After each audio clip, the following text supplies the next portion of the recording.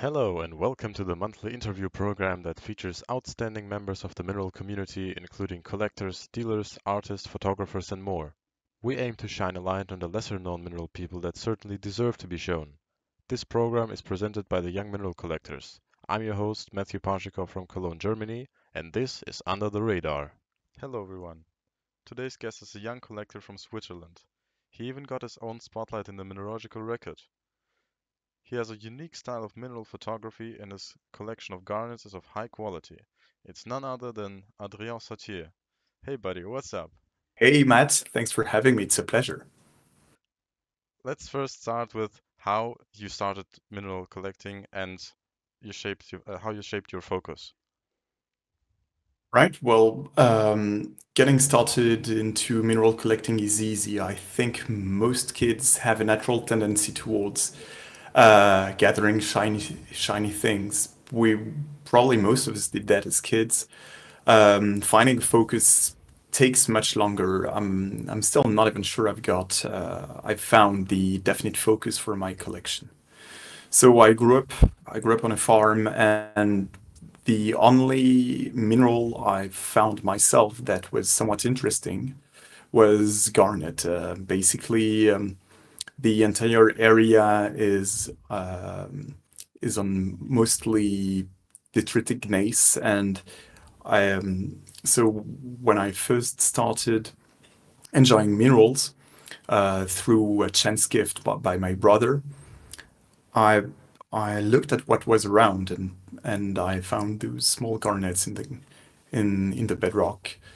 And shortly afterwards, a friend of mine that was one of my mentors and someone who helped me really get interested and get invested in mineralogy told me that I had to find a focus. I had no notion of focus by then, and really no expectation of what a collection should be. I figured, so if I have to, I mean, since I find garnets here, I could decide that my focus is garnet, and it was all downhill from there. I For several years, I collected other minerals as well, many various mineral species, but I tried to get good garnets as often as I could, and it evolved into me now exclusively collecting garnets. I will on occasion buy non-garnets if I really like the piece, if it's been collected by a friend, if I have a special connection to it, but it's not that common. To sum it up, I would say that regardless of when you find your focus for a collection, it's a process that probably takes your entire collecting career to refine. For instance, right now, I really have no idea if I would like to collect garnets from all representative localities or if I would rather focus on just aesthetic specimens. So let's say that the focus within my focus is still not clear. Fantastic. So, how long have you been collecting for now? Um, so I think the number one in my collection, the piece that my brother gifted me, was when I was 9 years old. So it's gonna be 20 years soon. But when I was a student, I stopped collecting almost entirely because I had no space, no time, and no budget. So yeah, 20 years with a 10-year gap. That's a passion. And It is, you're yeah. also you're also a mineral photographer. You photograph your fantastic pieces, but you have a history of being a photographer for how long and how did you start first? Hmm. So before I got into photographing minerals, I was interested in nature photography in general. I When I was a teen, I took my parents' point and shoot camera and I started aiming it at almost everything that was lying around, insects, moss, trees, you name it. And at that time, I started studying. I was not really interested in minerals anymore, but I really went all the way into photography, then portrait photography. And it's only when I found my passion for minerals back that I decided to apply the techniques that I'd learned a few years before through nature macro photography and apply them to mineral photography.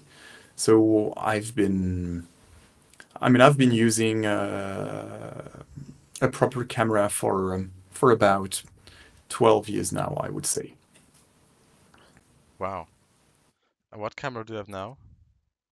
Right now, I'm using a Canon 5D Mark IV, which is 8 years old, but it still does a good job. And a variety of lenses. I've got two macro lenses, the famous 100 millimeter and a special, I mean, for macro photography, a dedicated one, the MPE 65 millimeter.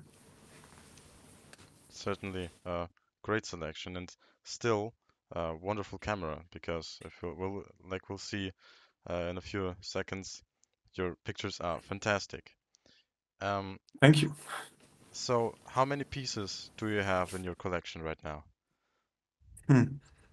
I have about 220, but I would like to bring that number down. Ideally, I mean, I'd rather keep specimens that fit not too tightly inside two display cases. I've got mostly miniatures, lots of thumbnails, and a few small cabinet pieces, but I'm definitely looking to downgrade. I'm not. I really don't want it to get out of hand and take an entire room. Yes, of course. We all have that problem with storage and displaying space. So, Well, I know people who don't have that problem. I mean, I know people who, regardless of the size of their apartment or house, they will fill it to the brim with minerals, and and sometimes they don't want to let any of it go. So it's I definitely wouldn't say that everybody has that expectation of, quality over quantity. well, yeah, but it definitely is a trend among young collectors, I think. I hope at least. Yeah, probably because we don't have the space most of the time. Mhm. So, how do you determine that the specimen is perfect for a collection? Hmm. Um, that's a tough question. Uh, so there are both personal criteria and, let's say, objective criteria. The objective criteria aren't even objective, actually. It's just the aesthetics, because many people enjoy isolated crystals on matrix, for instance. We like if something is sharp, shiny, etc. So it's definitely something I take into account. But I'm not on the market for high-end pieces or just the best for a given locality or a given garnet species. I'm on the market for pieces that I love. So I would say that the most important criteria for me is just feeling. If I look at the piece, whether it's in person or even judging from pictures online, which we're mostly used to doing now, uh, do I have that instant, uh, you know, uh, instant feeling that it's a piece I love and I would like to have? It may happen sometimes that if the picture is too good, I love the picture, and when I see the piece in person, I don't actually enjoy it. It's happened a couple of times, which is always a huge disappointment.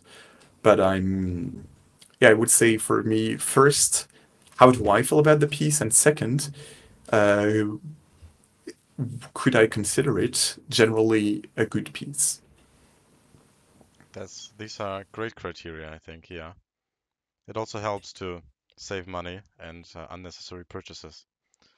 So Yeah. now let's move over to some of your favorites. What decides, what makes a piece your favorite piece among your 220? Hmm. Um, probably because it has a few characteristics in addition to the previously mentioned criteria that make it really special. If it has a particular history, or if I happen to have a personal connection to the place where it was found or to the person who found it, or in some cases, I like some of my favorites have crystallographical properties that make them stand out among garnets. Well, then, let's see some of your favorites. All right, so the first piece I'd like to talk about is an Almandine Sp13 series of undetermined pole from Switzerland. Some of those are labeled Almandine, some Sp13, but as we know, garnets are most of the time a mix of several different species. So just to be safe, I call it Almandine Sp13 series. It's from a locality that is very unique in that it has all the characteristics of a Pakistani pegmatite. So it's a pegmatite in the Misox, or in Italian Valle Mesolcina, which has produced aquamarine, feldspar, quartz, garnet, and tourmaline, I mean black tourmaline as well. When those pieces first came out, some people would not believe that they were from Switzerland because of their similarity to international material. But since the pegmatite is only worked by one Strahler, so one guy knows where this pegmatite is and is the only one working there, it's fully reliable. We know where everything comes from. So this one, it's not from a geode. The crystal is not perfectly developed in that it could have better luster.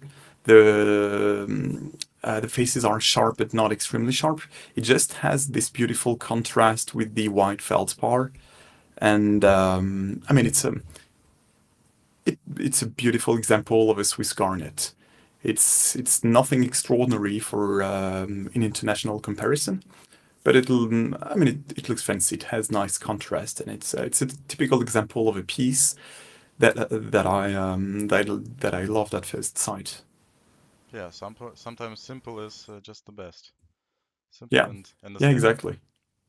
Yeah, this piece is a thumbnail, by the way, with a crystal measuring slightly less than a centimeter. Great. The next one is an Italian piece. It looks like it is, but it's same story as before. It looks like it's Italian, but it's also Swiss. It's not a pigmented garnet, but a rhodingite garnet.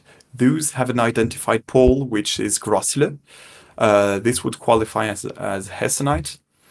And so this piece has very lackluster aesthetics. It's not a showy piece. The crystal is small. It's 8 millimeters, but it shows several very unusual crystallographic features. We see to the front, on the bottom, distinct cube face, so a face with a cube 100, and the rest is the typical mix of the trapezohedron 211 and the dodecahedron 110. So the addition of the cube is not unusual in garnets, although it's way more common in rhodingite garnets than in other geologic environments. But what is also interesting here, and it's what I try to show with the reflections, is that none of the faces are flat. They all have a slight curve to them, which makes it very intriguing. It has concave faces. It has indentations that are somewhat reminiscent of the Faialo cross from Italy. So this one is an oddity. It's an example of a crystal that has scientific interest to me, as well as as a geographical connection, since it's from Switzerland, more precisely from the Rimpfischwenk around Tesch in the Zermatt Valley. Oh, wonderful. That's a really cool one. But it's normal that it would look like an Italian garnet because it's same paragenesis, same geological environment, and it's close from the border, and it's obviously not the same region as the Italian ones, but I mean, it's a comparable geological environment. Next up, we have a Androdite. Yes, so this time we have actually crossed the border to Italy with what is, without doubt, one of my favorite pieces in my collection. I mean, I have to say with confidence, it's a top 3 piece. I mean, I don't have many more that I enjoy more or that I would fight more to keep. This one I traded with another young mineral collector in Italy, Giovanni Recalcati, who works for the MCP lab in Milan, and he's crazy about those Val Maleno DeMentoids. So this one is a typical over 1 centimeter Androdite variety dementoid crystal on serpentine with some traces of asbestos left on the matrix. It's a relatively small piece, but I mean, it has perfect aesthetics. It's you know this canon of beauty that most people enjoy.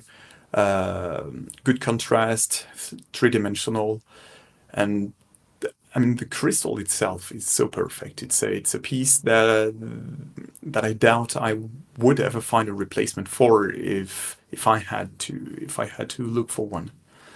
And so what I liked about this piece is that, I mean, I got it from a friend, and also it started as a joke. I suggested that we trade 2 pieces, and I was certain he would not accept a trade for that one because back then it was his best piece. He had a drawing of it on his collection labels, all of the labels. So I just said, half kidding. So I mean, I can trade that other piece for your good Val Maleno dementoid, and he said yes. I just did not expect it, but now, yeah, now it's in my collection, and it's not gonna leave again. Oh, great. And how big is the crystal? 10.5 millimeters on the longest side. Oh, great. By the way, if you're interested in a YMC product, we have a YMC shop where you can buy these wonderful water bottles with different Yes. designs. And this one is obviously a garnet. We will have more in the future, but this is a great one. Also, there's a sticker on the back, which you can stickers not included. You have to buy them separately. But yes, the bottle comes with a nice garnet print. The links is in the description. Next up, absolutely, we do need to make some money out of this, because otherwise, I mean, if the association doesn't have any money, it cannot organize group displays, field trips, or anything at all. So yeah, just go buy some merch. Absolutely. Next up, we have another lovely green garnet, which is what species? Well, it's a Grossle. This time it's not Androdite. It's a chrome-bearing Grossle. If we look really closely, which we're not going to see here, the crystals are in fact colorless, and they have green phantoms, chromium phantoms. This style is known almost exclusively for one locality worldwide, namely the Jeffree mine in Quebec. But this piece is not from Jeffree, it's from a nearby mine, from the British-Canadian mine in a neighboring region. It's so the history of asbestos mining in Quebec is really complicated. At some point, there were dozens of active quarries. The one that produced the most garnets is obviously the Jeffree mine. But this one, the British-Canadian mine, was well less known. It was way smaller. It produced relatively few collectible specimens. And it closed in the 90s, like most of the asbestos mining companies worldwide. And it was found in 2007 on the spoils of the mine by a local collector, François Letourneau. And I'm very happy that he let me have this piece, because it shows another quality that is uncommon in chromium grosslers and grosslers in general, namely that the crystals are well isolated. They reach 7 millimeter on this specimen, if I'm not mistaken, which is very large for this type of garnet. And it's again, it's an obscure, relatively obscure locality where I would be hard pressed to see a comparable sample again. And how large is the whole specimen? 7 centimeters. Oh, that's quite large. May I add that the choice of backgrounds that we've seen on the previous photos also is very distinct for your style of photography. Why did you choose to not have a usual light circle or something colorful? Why what are you photographing on? Is it a bark of? It's a good question. So the chromium bearing grossler is photographed with the background of beech tree bark, and the Androdite was photographed on a piece of schist that I picked up while hiking in the mountains. So the background itself is not important. What's important to me is that I don't like fake background. It's just a personal preference. But I really don't enjoy pictures where you remove the background and add fake reflections, fake halos. Thankfully, technology improves steadily, and nowadays it mostly looks really fine. Most photographers are capable of doing fake backgrounds that look absolutely fine. But first of all, I mean, I limit my process when it comes to photography to the strict minimum. I try to have as few steps as possible to achieve the desired result, and I don't really like natural elements, even if it's just background. And finally, probably most importantly, I suck at Photoshop, and I am personally incapable of producing a proper fake background, halo, and reflection. So it's easier for me to set the piece properly in front of a natural background and use it as part of the picture, make it part of the composition itself. Lovely. We'll see in a few minutes also what other interesting elements you use for the composition. Next up, we have a macro shot of a lovely Uvarovite garnet. Yeah, so this is not the last green garnet we're going to see today, but it's the first and last Uvarovite I wanted to show you.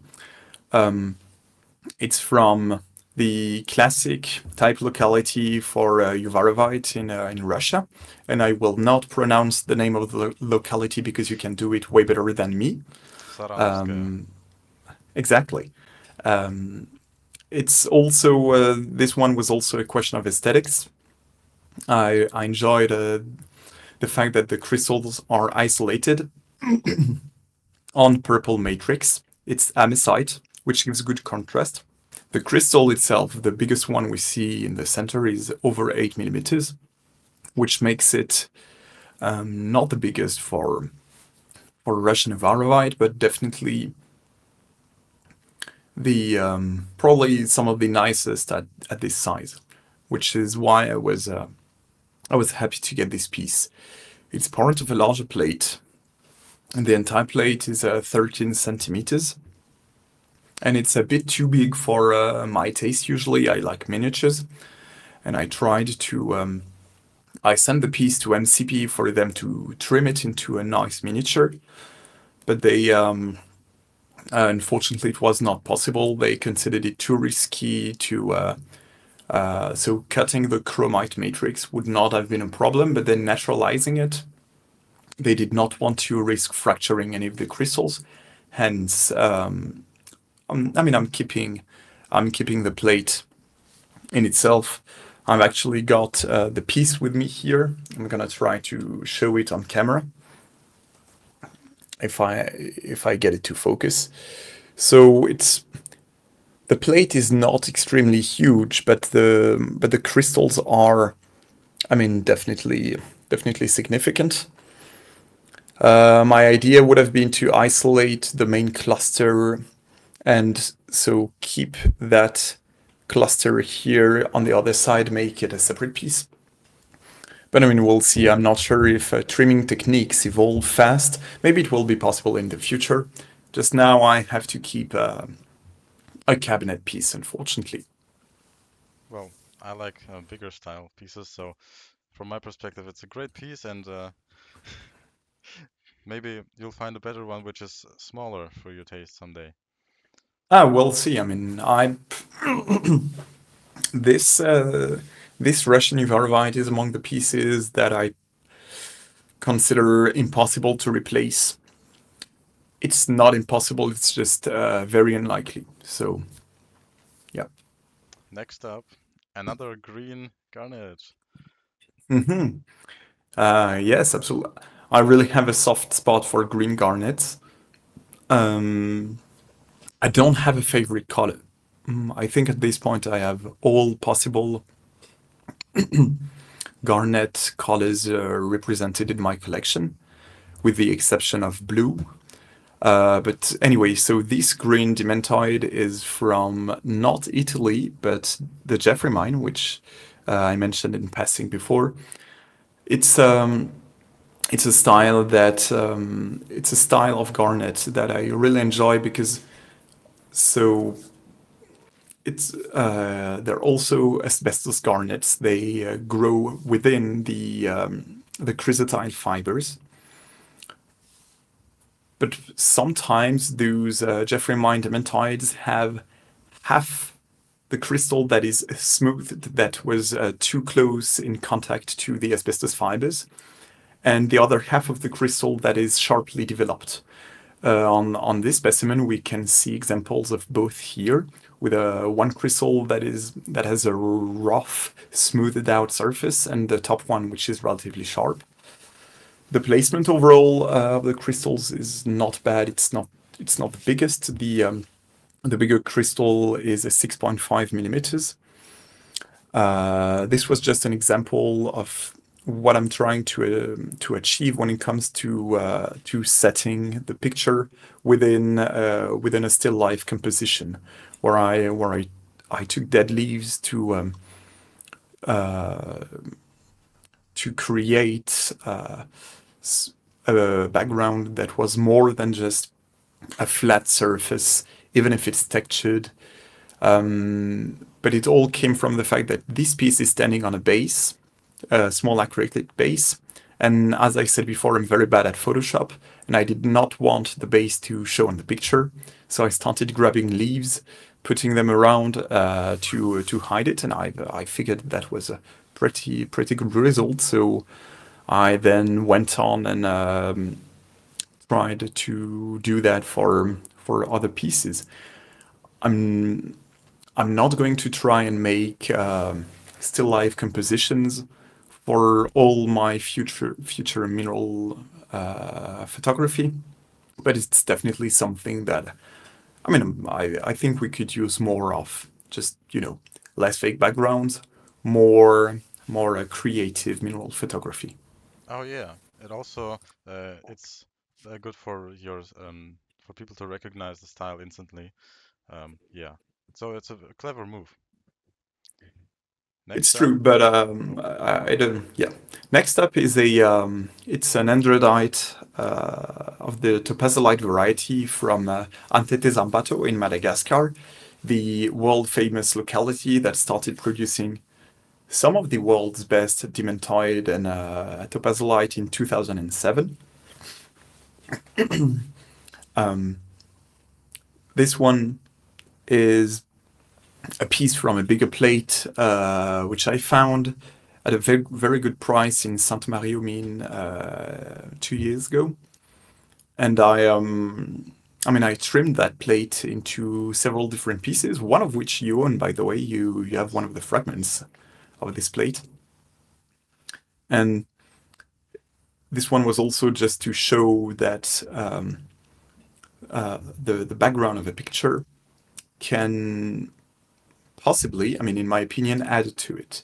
So here I've got this dead fern because I'm very bad at taking care of this specific species. Asplenio mantiquum, no idea. Plants are not my focus. It was dried leaves. I put the garnet on it. I figured it added some focus with the converging lines of the dry leaves, and yeah, the rest is history. That's definitely one of your my favorite photos from your, yeah, very nice. Also, you did an amazing job as always of capturing the different faces and highlighting the striations. This is very difficult also to do with garnets, especially when it's a Yeah. cluster.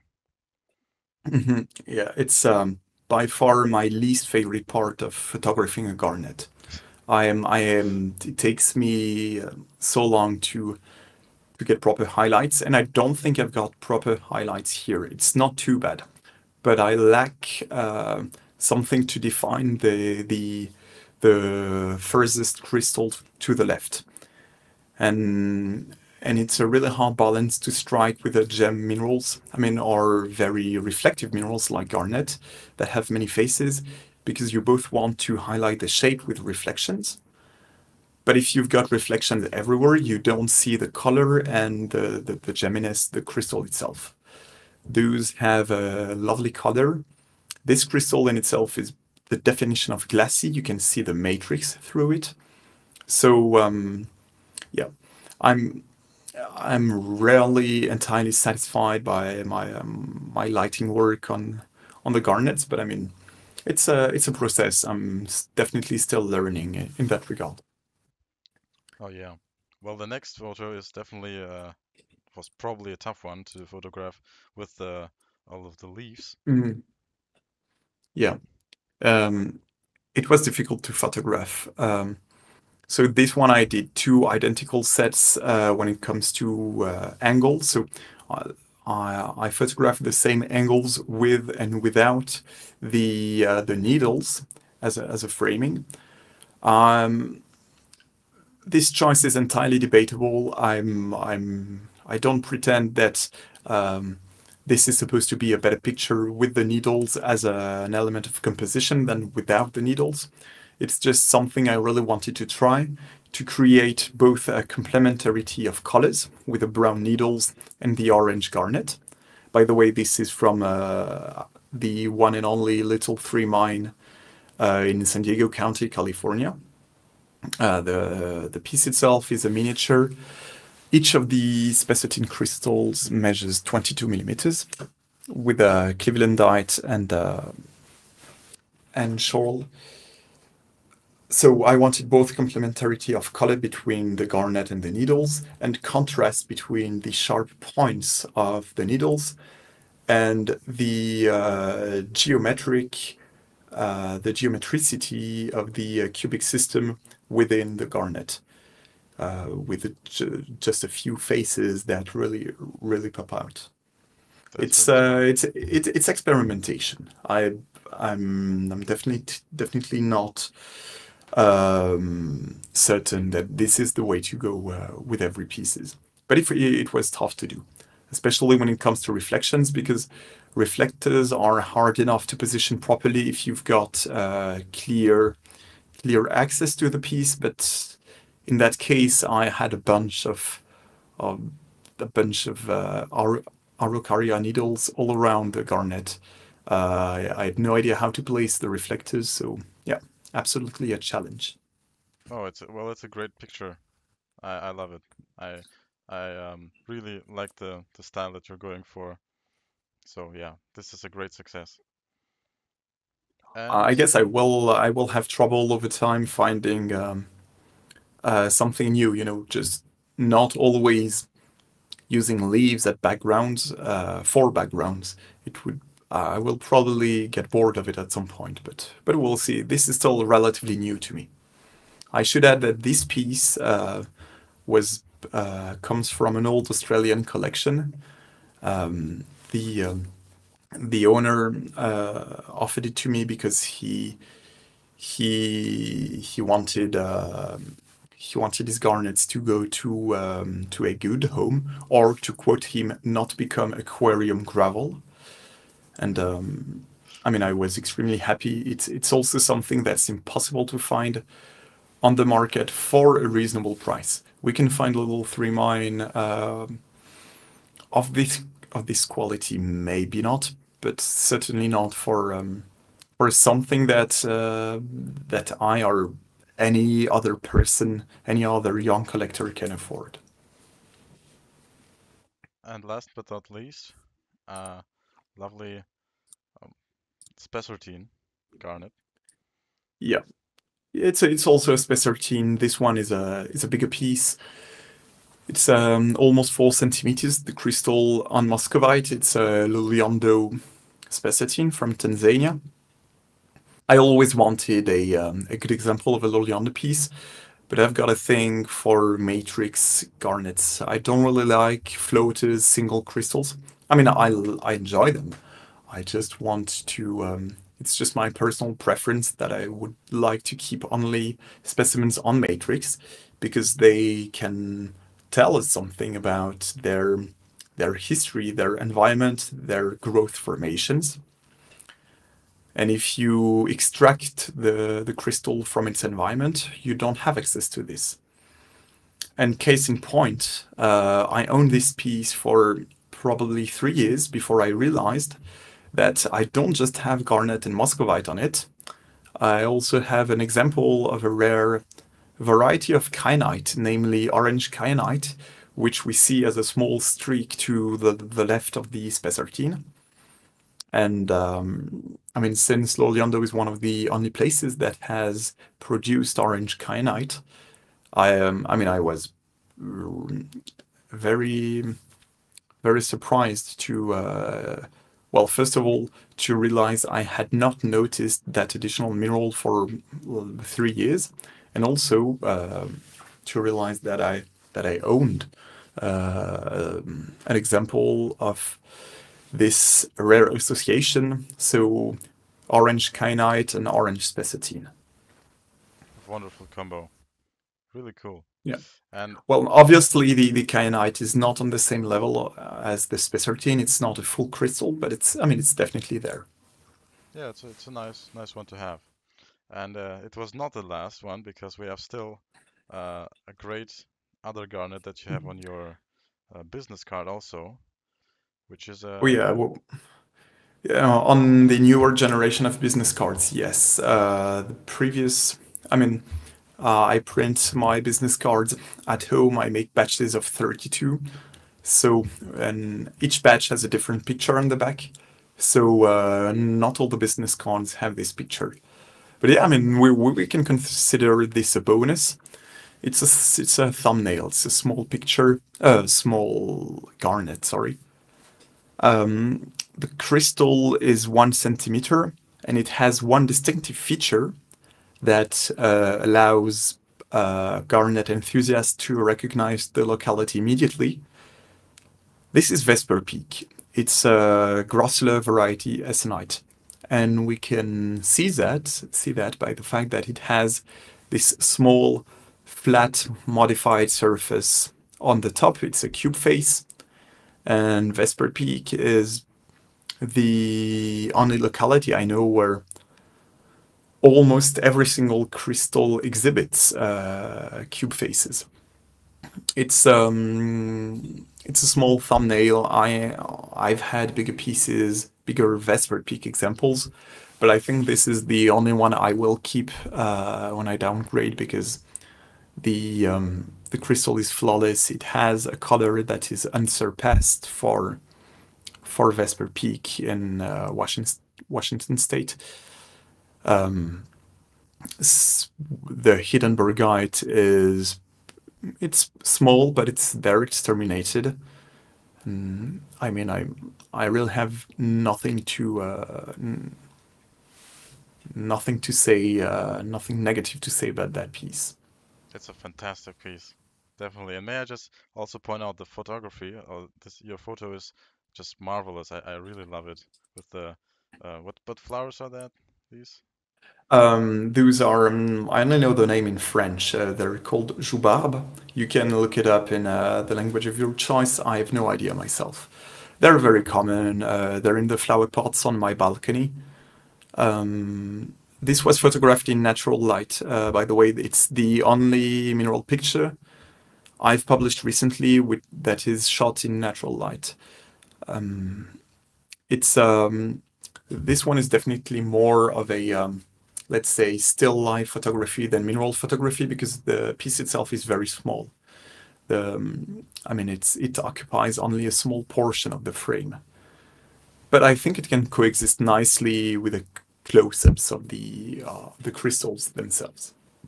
Well, yeah. In any case, it's a supreme piece and a perfect photo. I love it. Thank you. I want a print of that. Glad you like it. You can message me anytime. I do prints at home. I have all the equipment. I can give you a quote. Fantastic. Let's come to some closing questions. Do you have what did YMC bring to you as a collector? That's a good question.